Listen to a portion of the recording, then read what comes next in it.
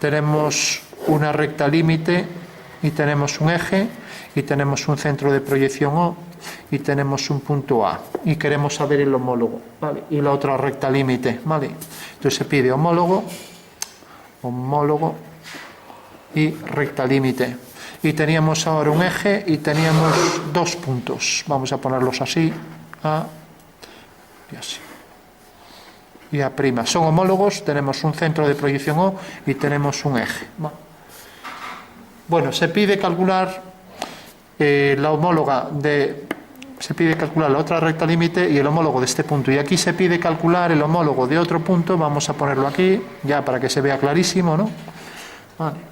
Y las rectas límites, ¿vale?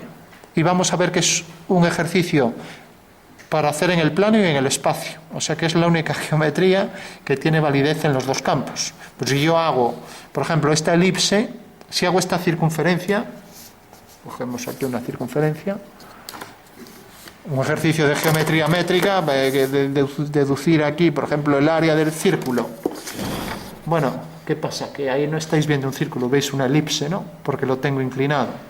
Vale. Bueno, pues en la geometría proyectiva todas las propiedades, ya puedo inclinarlo, girarlo, desplazarlo, todas las propiedades siguen siendo las mismas. De hecho, estos ejercicios, aunque los giremos, son válidos. Mientras que si cojo el teorema de Pitágoras, que es esto gráficamente, ¿no? O sea, hipotenusa al cuadrado es igual a este cateto al cuadrado más este, o sea, el área de este es igual a la suma de estos dos, la forma gráfica de Pitágoras. Si yo esto lo giro, este ángulo que veis ahí ya no es de 90, con lo cual ya no es válido el teorema, ¿vale? En cambio aquí ya puedo girar las figuras, puedo hacer cualquier proyección de ellas que se van a seguir cumpliendo. Bueno, entonces, primer ejercicio, los puntos homólogos están alineados, como vemos aquí, o A' con el centro de proyección O, ¿vale? Y segundo, las rectas homólogas, ¿no?, se cortan en el eje. Dos propiedades. Entonces, como los puntos homólogos están alineados, alineo este punto con este, el centro con este, y sé que el otro punto va a quedar alineado también con B, o sea que sé que queda sobre esta línea. Y como las rectas homólogas se cortan en el eje, AB se cortará en el eje con A'B', por lo tanto este es el homólogo, se acabó, ¿vale? Y si hacíamos una paralela a esta, teníamos ahí una límite, y si hacemos ahora una paralela,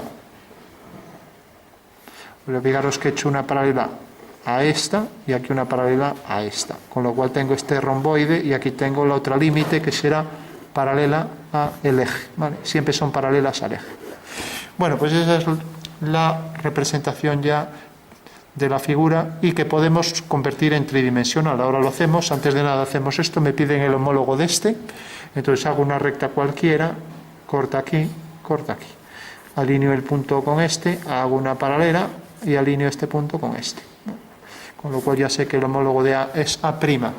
Este es muy fácil de entender en el espacio. ¿Cómo? Pues simplemente si considero un plano, otro plano y otro plano, estos dos planos son paralelos y aquí tengo una línea del espacio, esta recta es perspectiva de esta, esto es como un hilo que atraviesa los dos planos, ¿no? Y por tanto ya tengo que esta figura, esta recta es homóloga de esta, ¿no? Aquí tengo una límite y si hago aquí una paralela a esta, corta aquí, por lo tanto aquí quedaría la otra límite. Este sería el horizonte en una perspectiva, para los que lo habéis estudiado, y esta sería la recta límite, ¿vale? Por eso una perspectiva es una homología. Bueno, por último, si yo en vez de esto coloco aquí una circunferencia, pues aquí la homóloga de la circunferencia saldrá una elipse.